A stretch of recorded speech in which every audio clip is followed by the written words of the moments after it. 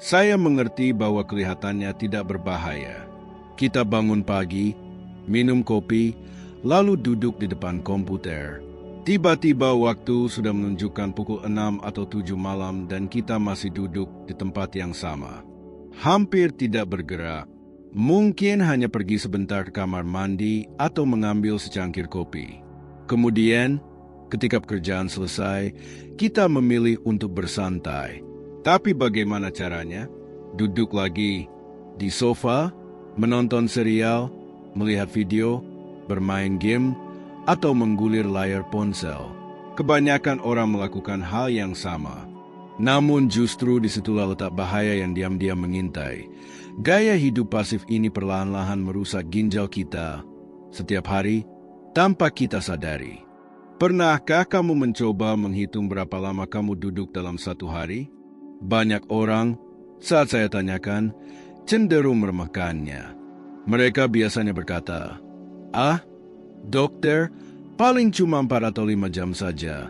Tapi ketika kita benar-benar menghitung waktu kerja, perjalanan, makan, hiburan, angkanya dengan mudah melampaui 8 jam. Menurut sebuah penelitian yang diterbitkan pada tahun 2019, yang melibatkan lebih dari 100.000 orang dewasa, hanya dengan duduk selama itu saja sudah cukup meningkatkan risiko menjalani dialisis sebesar 13%. Apa artinya? Artinya hanya karena kamu menghabiskan hari dengan duduk, ginjalmu bisa rusak perlahan-lahan. Meskipun kamu tidak merasakan nyeri, hasil tesmu tampak normal, dan kamu merasa sehat. Penjelasannya memang teknis, tetapi akan saya jelaskan dengan cara yang mudah dimengerti. Ketika kita terlalu lama diam tanpa bergerak, aliran darah ke ginjal menurun. Sirkulasi kecil dalam ginjal menjadi terganggu. Ini mendorong terjadinya mikroalbuminuria, yang merupakan salah satu tanda awal bahwa ginjal kamu mengalami tekanan. Selain itu, kurang bergerak juga mengaktifkan sejumlah hormon seperti angiotensin 2 dan aldosteron, meningkatkan peradangan dalam tubuh, serta menyebabkan tekanan darah naik. Semua faktor ini bersama-sama menciptakan kondisi ideal bagi penurunan fungsi ginjal. Apakah kamu pernah merasa kakimu berat di akhir hari? Merasa lelah meski tidak melakukan aktivitas fisik? Atau mungkin kamu melewati hari demi hari tanpa aktivitas apapun selain pindah dari sofa ke kursi? Kalau iya, itu berarti kamu mungkin secara perlahan melemahkan kondisi ginjalmu setiap minggunya tanpa sadar. Pertanyaan yang sering saya dengar dari banyak orang adalah, "Tapi Dok, saya tidak punya waktu untuk ke pusat kebugaran. Saya punya anak kecil, 2 pekerjaan, dan kuliah malam." Saya sangat memahami itu. Saya bertemu orang-orang seperti ini setiap hari. Tapi ini bukan soal menjadi pelari maraton. Ini soal gerak, soal memutus siklus diam yang terus-menerus. Kamu tidak butuh alat treadmill di rumah atau pelatih pribadi. Yang kamu butuhkan adalah niat dan tindakan.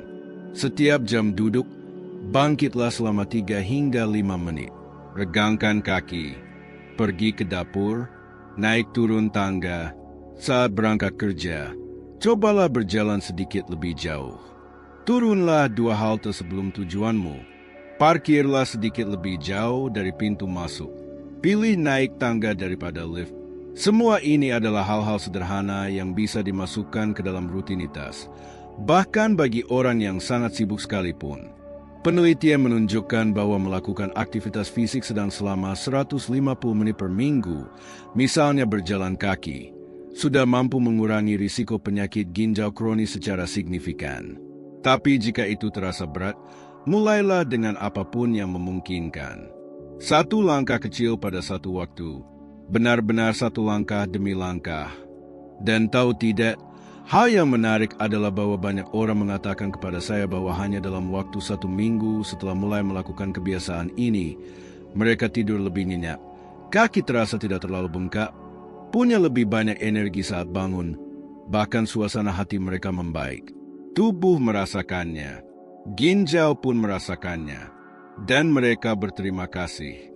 Saya suka membandingkan ginjal dengan filter dalam akuarium. Bayangkan sebuah akuarium yang tidak memiliki oksigen. Airnya diam tak bergerak, kotoran menumpuk, dan tidak ada sirkulasi. Airnya akan berubah menjadi cairan beracun. Begitu pula dengan tubuh kita.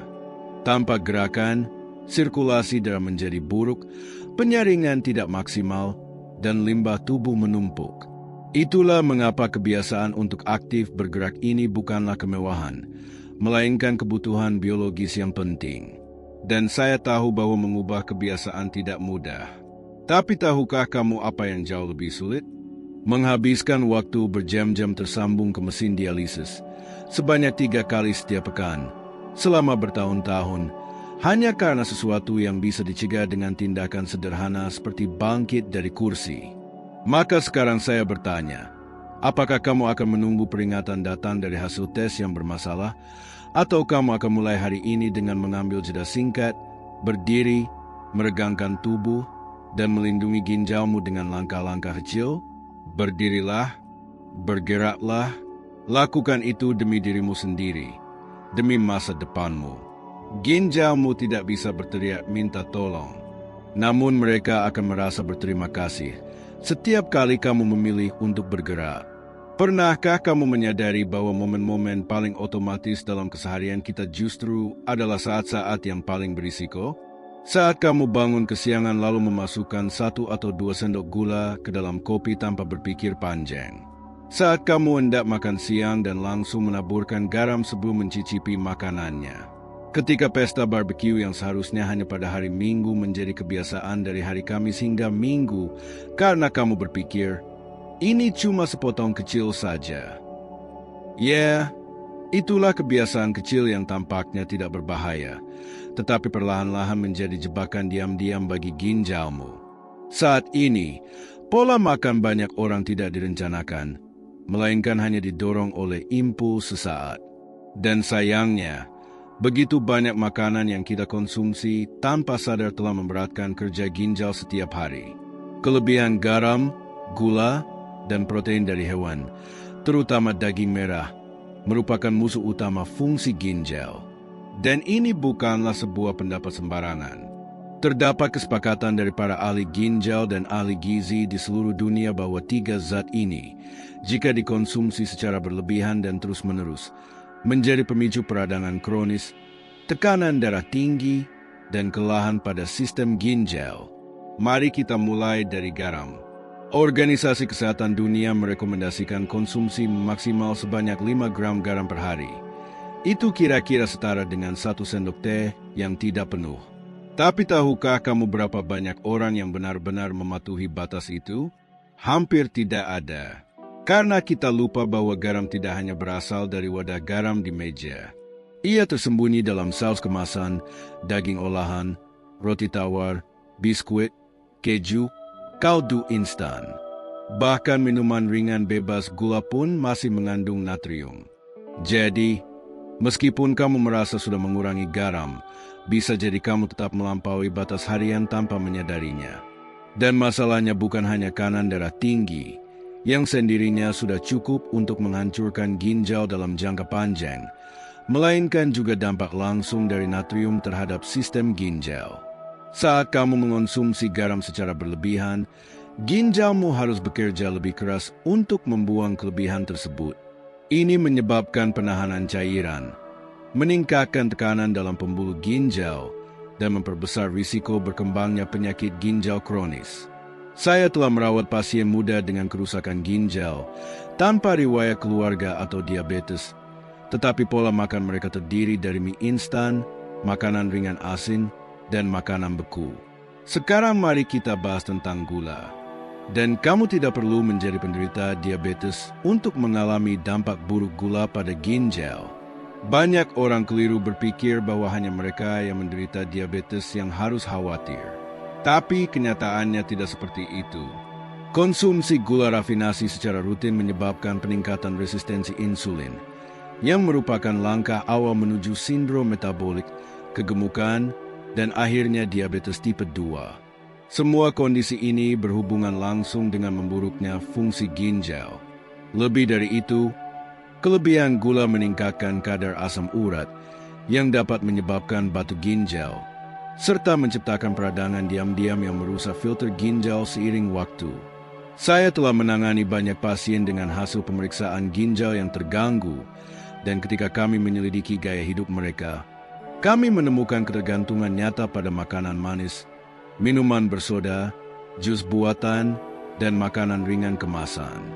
Dan pertanyaannya selalu muncul, "Tapi dokter, ini cuma camilan manis kecil di sore hari. Apakah bisa begitu berbahaya?" Bisa, dan memang berbahaya.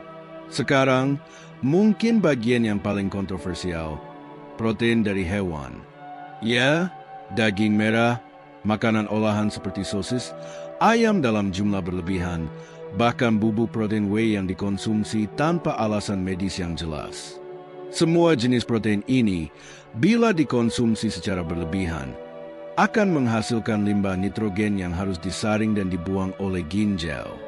Bila ginjal seseorang sudah dalam kondisi kurang optimal, yang seringkali tidak menunjukkan gejala apapun, kelebihan protein ini bisa mempercepat kerusakan dan memperburuk fungsi ginjal, berujung pada gagal ginjal. Dan sebelum ada yang berkata, "Tapi dokter, protein itu penting," tentu saja benar. Saya sendiri mendukung asupan protein yang mencukupi. Namun, ada perbedaan besar antara jumlah yang cukup dan konsumsi berlebihan yang tidak disadari, terutama jika hampir seluruh sumber proteinnya berasal dari hewan. Saya telah menyaksikan beberapa orang mengalami penurunan fungsi ginjal karena mengonsumsi daging merah setiap hari dan tetap menambahkan bubuk protein tanpa alasan medis apapun, percaya bahwa mereka sedang menjaga kesehatan. Akibatnya, ginjal menjadi kewalahan, hasil pemeriksaan laboratorium memburuk, dan dimulailah perjuangan melawan waktu untuk mempertahankan sisa kemampuan ginjal yang ada. Sekarang saya ingin bertanya dengan jujur padamu, berapa kali dalam sepekan kamu makan daging merah? Apakah kamu terbiasa menambahkan gula ke kopi tanpa berpikir panjang? Apakah kamu membeli produk kemasan tanpa pernah membaca labelnya? Jika jawabanmu ya untuk salah satu pertanyaan ini bukan soal merasa bersalah, ini tanda peringatan. Ini adalah kesempatan untuk berbalik arah. Ngomong-ngomong, apakah kamu pernah mendengar tentang Louis Ray, seorang penyanyi terkenal dari Amerika Latin di dekade 90-an? Selama bertahun-tahun, dia menjalani pola makan yang sangat tinggi daging dan minuman berenergi yang dipenuhi gula. Ketika akhirnya ia mengetahui bahwa fungsi ginjalnya telah terganggu, semuanya sudah terlambat. Penyakit itu berkembang dengan cepat. Tahun-tahun terakhir hidupnya ia habiskan antara sesi cuci darah dan rawat inap, dan karirnya pun tak pernah kembali seperti dulu. Di sisi lain, ada banyak contoh orang yang berhasil membalikkan kondisi ini hanya dengan mengubah pola makan mereka. Kamu tahu Bill Clinton?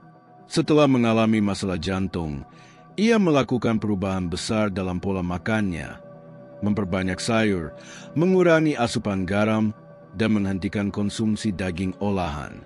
Hasilnya, parameter metabolik dan fungsi ginjalnya membaik, energinya meningkat, dan ia menua dengan lebih sehat. Sekarang, saya ingin menantangmu. Bagaimana jika kamu mencoba menjalani 7 hari dengan lebih sedikit garam, lebih sedikit gula, dan lebih sedikit protein hewani? Mulailah secara bertahap. Gunakan rempah-rempah untuk menggantikan garam. Tukar gula putih dengan buah segar. Kurangi konsumsi daging merah menjadi 2 atau 3 kali dalam seminggu. Tambahkan kacang merah, lentil, buncis, dan kacang-kacangan lainnya ke dalam makananmu. Cobalah, rasakan bagaimana tubuhmu bereaksi. Amati energimu, semangatmu, bahkan kualitas tidur dan pencernaanmu. Kamu mungkin akan terkejut dengan perubahannya. Kesehatanmu tidak tergantung pada obat ajaib. Itu dimulai dari isi piringmu, dari pilihan-pilihan kecil yang kamu buat setiap hari. Ginjalmu bekerja keras tanpa henti, 24 jam sehari. Paling tidak yang bisa kamu lakukan adalah merawat mereka dengan baik. Jadi, saat kamu akan makan sesuatu, tanyakan pada dirimu sendiri, apakah ini memberi makan ginjalku atau justru membebaninya? Jawaban atas pertanyaan itu bisa saja mengubah seluruh hidupmu. Apakah kamu pernah memikirkan apa yang terjadi pada tubuhmu ketika kamu tidur dengan kualitas yang buruk? Saya tahu kebanyakan orang menganggap tidur hanyalah waktu untuk beristirahat. Waktu untuk tubuh rileks, rasa lelah hilang, dan energi kembali. Tapi kenyataannya tidur jauh lebih penting dari itu. Tidur yang baik adalah proses biologis yang sangat penting. Dan ketika kamu mengabaikannya, organ pertama yang merasakan dampaknya adalah ginjalmu. Kedengarannya aneh, bukan?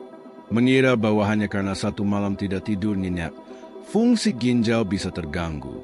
Tapi memang benar adanya. Kurangnya tidur memicu serangkaian reaksi dalam tubuh yang secara mendalam memengaruhi kesehatan ginjal, dan seringkali efeknya tidak bisa diperbaiki. Yang lebih mengkhawatirkan lagi, hampir tidak ada orang yang menyadari hubungan ini. Saya telah menangani ratusan orang yang datang dengan keluhan kelelahan yang tak kunjung reda, tekanan darah tinggi, pembengkakan di tungkai, serta hasil pemeriksaan medis yang menunjukkan kejanggalan. Ketika kami mendalami penyebabnya, satu pola yang sama selalu muncul. Mereka telah mengalami gangguan tidur selama bertahun-tahun. Saat seseorang tidur dengan durasi yang singkat atau kualitas tidur yang buruk, tubuhnya masuk dalam kondisi siaga yang terus-menerus. Seakan-akan tubuh memberi peringatan bahwa ada bahaya yang akan datang. Dalam situasi ini, tubuh mulai memproduksi hormon stres seperti kortisol dan adrenalin. Kedua zat ini menyebabkan tekanan darah meningkat, jantung berdetak lebih cepat, dan cairan dalam tubuh tertahan lebih banyak. Sekarang, coba pikirkan siapa yang harus bekerja keras menyaring semua kelebihan tekanan dan racun yang menumpuk di tubuh ini. Jawabannya adalah ginjal. Setiap kali seseorang kurang tidur, ginjalnya seperti dipaksa untuk berlari dalam lomba maraton saat sebenarnya mereka butuh istirahat. Ini berlangsung terus-menerus, dari hari ke hari, dari minggu ke minggu. Pada akhirnya, tekanan yang tidak berkesudahan ini menyebabkan peradangan kronis, terbentuknya jaringan paru kecil di ginjal, dan penurunan fungsi ginjal secara perlahan namun terus-menerus. Tidak hanya sampai di situ, tidur yang tidak berkualitas juga mengacaukan sistem metabolisme tubuh. Pernahkah kamu merasa lebih lapar setelah semalam tidak tidur nyenyak? Dan rasa lapar itu biasanya muncul untuk makanan-makanan yang tidak sehat? Hal ini terjadi karena kurangan tidur mengganggu keseimbangan hormon yang mengatur rasa kenyang dan rasa lapar, yaitu leptin dan grelin. Akibatnya, orang cenderung makan berlebihan, berat badan naik, terjadi gangguan respons insulin, dan ini semua hanya memperparah risiko terhadap penyakit ginjal. Ilmu pengetahuan sudah membuktikan hal ini dengan jelas. Sebuah penelitian yang diterbitkan dalam Jurnal Perhimpunan Nefrologi Amerika menunjukkan bahwa mereka yang tidur kurang dari 6 jam per malam mengalami penurunan fungsi ginjal lebih cepat, bahkan meskipun mereka tidak memiliki tekanan darah tinggi atau diabetes. Yang mengejutkan adalah, kerusakan pada ginjal seringkali terjadi tanpa tanda-tanda yang bisa dirasakan.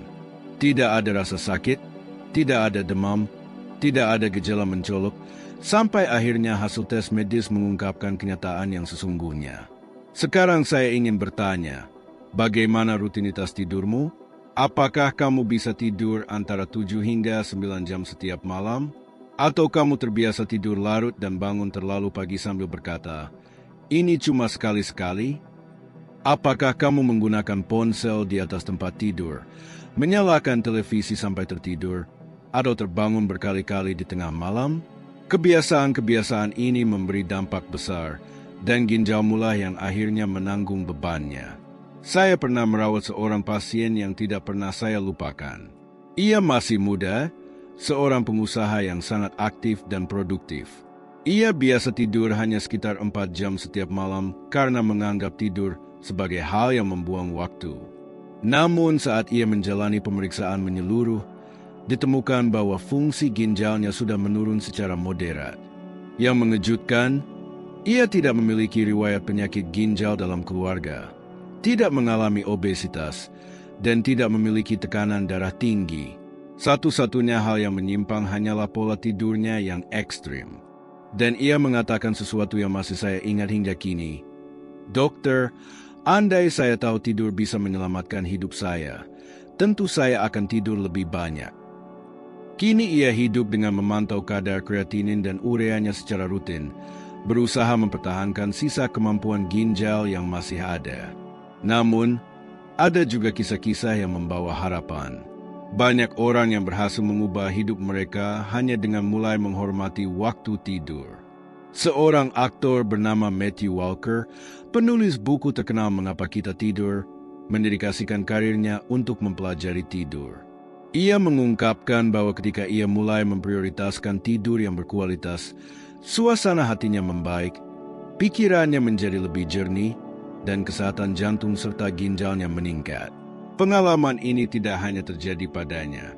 Banyak pasien saya yang mulai menjalani rutinitas tidur sehat melaporkan perbaikan signifikan dalam hasil tes ginjal mereka hanya dalam beberapa bulan.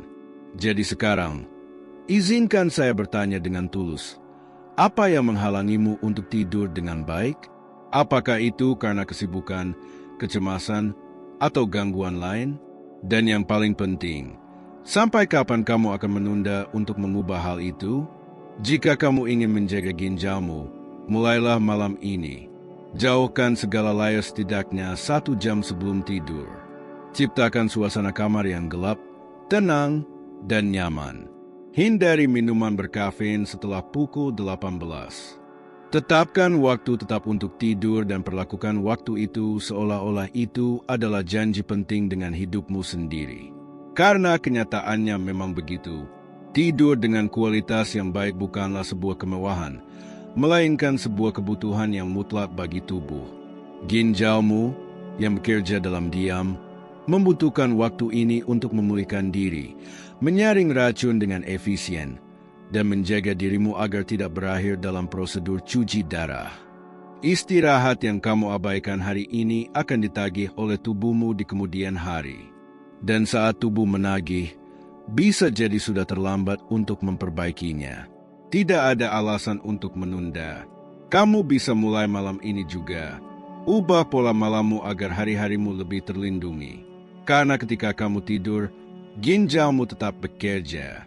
Tapi jika kamu tidak memberi mereka kesempatan untuk beristirahat, suatu saat mereka akan menyerah. Renungkan ini baik-baik. Banyak orang percaya bahwa minum sedikit alkohol setiap hari baik untuk jantung. Ada juga yang berpendapat bahwa minum 1 gelas di malam hari bisa membantu tubuh menjadi rileks dan tidur lebih nyenyak. Dan kamu mungkin sudah sering mendengar kalimat populer ini, segala sesuatu jika berlebihan itu buruk, tapi jika dalam jumlah sedang, tidak masalah. Namun ketika membahas dampak alkohol terhadap ginjal, gagasan tentang jumlah sedang itu perlu dipertimbangkan ulang dengan lebih serius.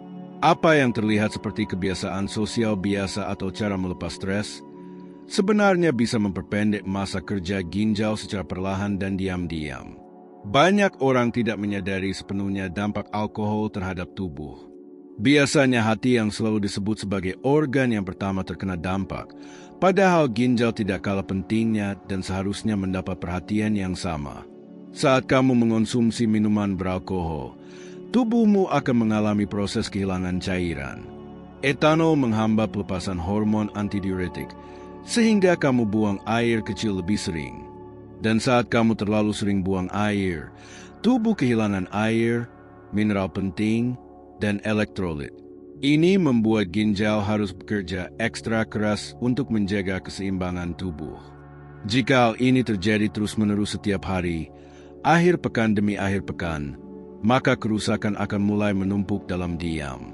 Sekarang coba pikirkan, berapa kali kamu terbangun dengan mulut kering, sakit kepala, dan warna urin yang lebih gelap setelah minum alkohol? Itu adalah sinyal keras dari tubuhmu bahwa kamu mengalami dehidrasi, bahwa ginjalmu kesulitan menangani racun yang kamu masukkan malam sebelumnya. Dan tetap saja, banyak orang mengulangi pola ini beberapa kali dalam seminggu, merasa bahwa itu bukan masalah besar. Masalah utama dari alkohol adalah bahwa kerusakannya tidak langsung terlihat. Ia mengikis perlahan, apalagi jika dikombinasikan dengan kebiasaan lain seperti pola makan yang buruk, konsumsi obat antiinflamasi, atau merokok. Sebuah penelitian yang dipublikasikan dalam jurnal Kidney International menunjukkan bahwa individu yang mengonsumsi lebih dari 4 takaran alkohol per hari memiliki risiko jauh lebih tinggi mengalami penyakit ginjal kronis. Dan itu belum termasuk pengaruh alkohol terhadap tekanan darah. Konsumsi alkohol berlebih bisa langsung menyebabkan lonjakan tekanan darah. Dan karena tekanan darah tinggi merupakan penyebab terbesar kedua dari gagal ginjal, maka kita menghadapi kombinasi yang sangat berbahaya dan tersembunyi. Sekarang izinkan aku mengajukan sebuah pertanyaan, dan aku ingin kamu menjawab dengan jujur, bukan untukku, tapi untuk dirimu sendiri. Berapa takaran alkohol yang biasa kamu konsumsi setiap harinya? Dan lebih dari itu, apakah kamu tahu apa itu yang disebut dengan 1 takaran standar? Banyak orang bilang, saya cuma minum 1 gelas anggur, padahal volume gelasnya 2 kali lebih besar dari takaran yang seharusnya. Atau bilang, cuma 1 kaleng bir, padahal yang diminum sebenarnya 3 kaleng. Batas konsumsi yang masih dianggap relatif aman, meski tetap perlu diperdebatkan, adalah maksimal 2 porsi minuman beralkohol per hari untuk pria dan 1 porsi untuk wanita. Dan jika kamu berusia lebih dari 65 tahun, batas tersebut turun menjadi 1 porsi saja. Dan kita bahkan belum membahas orang-orang yang mengonsumsi alkohol dalam jumlah besar setiap hari. Kita sedang membicarakan konsumsi sosial, minum untuk rileks, atau minum hanya di akhir pekan. Di sanalah letak bahaya tersembunyinya. Kebiasaan rutin yang terus berlangsung tanpa disadari, merusak tubuhmu perlahan-lahan. Aku pernah punya pasien yang dengan bangga berkata, "Dokter, saya hanya minum di hari Sabtu, tapi saya benar-benar menikmatinya." Dia benar-benar menikmati momen-momen itu, antara 5-6 gelas dalam 1 malam.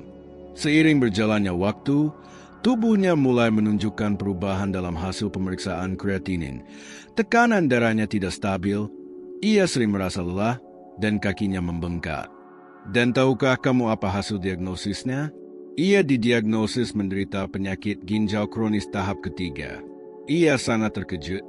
Tapi bagaimana bisa? Bukankah aku orang yang sehat?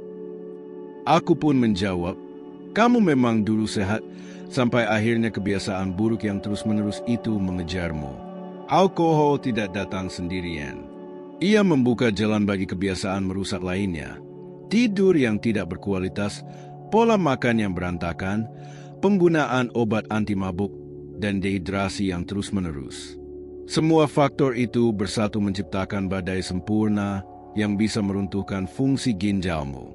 Dan kalau kamu pikir hal seperti ini tidak terjadi pada orang terkenal, izinkan aku memberimu contoh menyedihkan. Penyanyi Amy Winehouse, yang diketahui publik memiliki masalah serius dengan alkohol dan zat terlarang lainnya, sudah menunjukkan gejala gagal organ yang berat sebelum ia meninggal dunia, dan salah satu organ yang paling rusak adalah ginjalnya. Kesehatannya runtuh jauh sebelum karirnya berakhir. Bakatnya tetap ada, tapi tubuhnya tidak mampu bertahan. Sekarang, aku ingin mengajakmu merenung sejenak. Apakah semua itu sebanding? Apakah rasa santai sesaat layak dipertukarkan dengan kemungkinan bertahun-tahun hidup tergantung pada mesin cuci darah? Apakah kenikmatan dari minum alkohol sebanding dengan rasa sakit menyaksikan ginjalmu kehilangan fungsinya? Aku tahu bahwa berhenti total mungkin terdengar ekstrim. Maka, mulailah dari langkah kecil. Bagaimana jika kamu menantang dirimu sendiri untuk menjalani 21 hari tanpa alkohol? Amati bagaimana kualitas tidurmu berubah, suasana hatimu, tingkat energimu, bahkan kondisi kulitmu.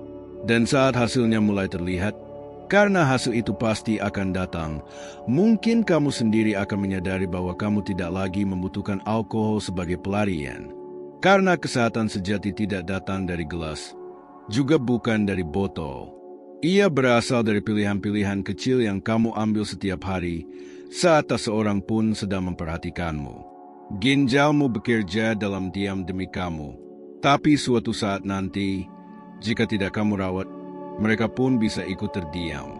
Dan ketika itu terjadi, bisa jadi semuanya sudah terlambat. Pikirkanlah hal ini sebelum kamu mengambil gelas berikutnya.